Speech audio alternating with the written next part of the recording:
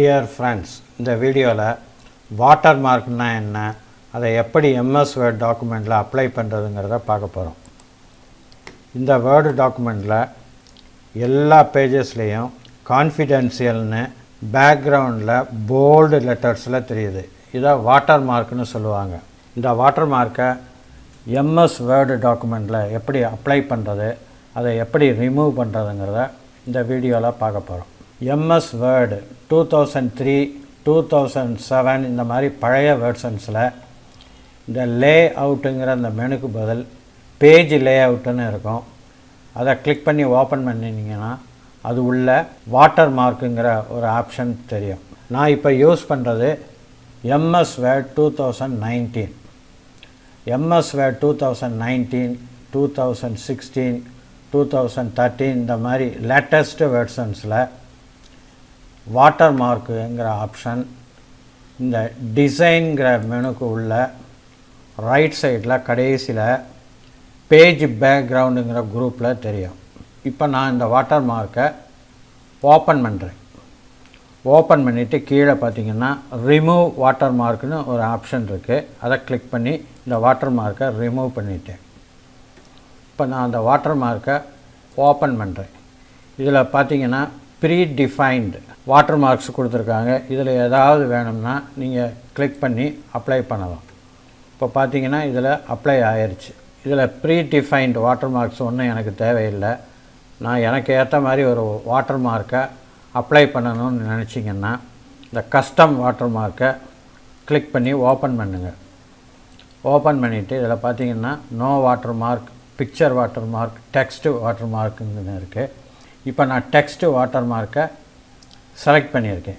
இதில் லாங்குவேஜில் பார்த்தீங்கன்னா நிறையா லாங்குவேஜஸ் கொடுத்துருக்காங்க. இந்த மாதிரி நிறையா லாங்குவேஜஸ் இருக்குது. அதில் நான் தமிழை சூஸ் பண்ணுறேன். தமிழ். இதில் பார்த்தீங்கன்னா அசல், அவசரம், ASAB, தனிப்பட்ட, நகல், பெரும் ரகசியம் இந்த மாதிரி கொடுத்துருக்காங்க. இதில் தேவையானது நம்ம சூஸ் பண்ணிக்கலாம்.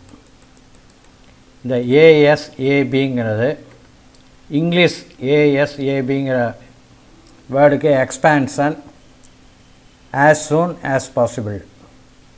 as soon as possible ஷார்ட்கட்டில் ASABன்னு எழுதியிருக்காங்க. இப்போ பெரும் ரகசியம் அப்படிங்கிற அந்த டெக்ஸ்ட்டை செலக்ட் பண்ணுறேன். செலக்ட் பண்ணிவிட்டு ஃபாண்டு இதில் நமக்கு தேவையான ஃபாண்டை சூஸ் பண்ணலாம். நான் ஒரு தமிழ் ஃபாண்டை செலக்ட் பண்ணுறேன். இப்போ இந்த தமிழ் ஃபாண்டை செலக்ட் பண்ணிவிட்டேன். சைஸ் ஆட்டோவில் இருக்கட்டும். கலர் சிகப்பை செலக்ட் பண்ணுறேன். இப்போ லே அவுட்டு டயகோனலில் இருக்குது. இப்போ நான் அப்ளை பண்ணுறேன்.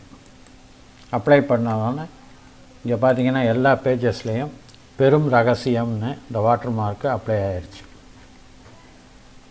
இப்போ பிரிண்ட் வியூவில் போய் இது எப்படி தெரியுதுன்னு பார்க்கலாம். இது மாதிரி பெரும் ரகசியம்னு தெரியுது. இப்போ அதை நான் ரிமூவ் பண்ணுறேன். இப்போ இதை ரிமூவ் பண்ணிவிட்டேன். அடுத்து மறுபடியும் கஸ்டம் வாட்டர் மார்க்கை ஓப்பன் பண்ணுறேன். இதில் டெக்ஸ்ட்டு வாட்டர் மார்க்கை செலக்ட் பண்ணி இதில் இங்கிலீஷை சூஸ் பண்ணுறேன். இதில் இல்லாத ஒரு டெக்ஸ்ட்டை நாம் டைப் பண்ணணும்னா டைப் பண்ணலாம். இப்போ இந்த ASABங்கிறத செலக்ட் பண்ணி பேக் ஸ்பேஸ் கொடுத்து அதை ரிமூவ் பண்ணிடுறேன். இப்போ வாத்தியார்னு டைப் பண்ணுறேன்.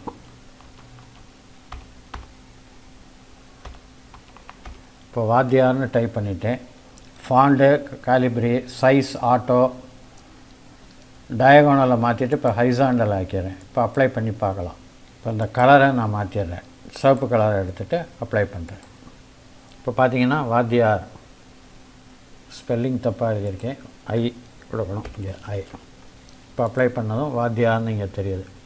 இப்போ இந்த இதில் பார்த்தீங்கன்னா செமி டிரான்ஸ்பரண்ட்டை செலக்ட் பண்ணியிருக்கு. இதை நான் டிக் மார்க்கை ரிமூவ் பண்ணிடுறேன். இப்போ அப்ளை பண்ணிட்டேன். இப்போ பார்த்தீங்கன்னா இந்த எழுத்துக்கள்லாம் ரொம்ப டார்க்காக தெரியுது.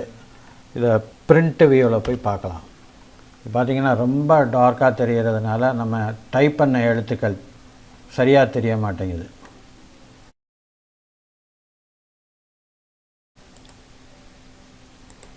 அதனால் இது எப்போவுமே செமி டிரான்ஸ்பரண்டில் வைக்கிறது தான் நல்லது. இப்போ அதை அப்ளை பண்ணுறேன்.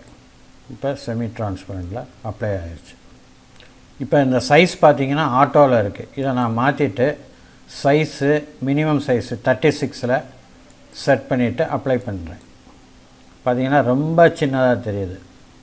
அடுத்து மேக்ஸிமம் 50, மேக்ஸிமம் வந்து 144 இருக்குது. அதை அப்ளை பண்ணி பார்க்கலாம். இது ரொம்ப பெருசாக இருக்குது. அதனால் ஆட்டோவை செலக்ட் பண்ணிங்கன்னா அந்த பேஜ் சைஸுக்கு ஏற்ற மாதிரி அந்த ஃபாண்ட் சைஸு செட் ஆகிடும். அடுத்து பிக்சர் வாட்டர் மார்க்கை பற்றி பார்ப்போம். இப்போ நான் பிக்சர் வாட்டர் மார்க்கை செலக்ட் பண்ணுறேன்.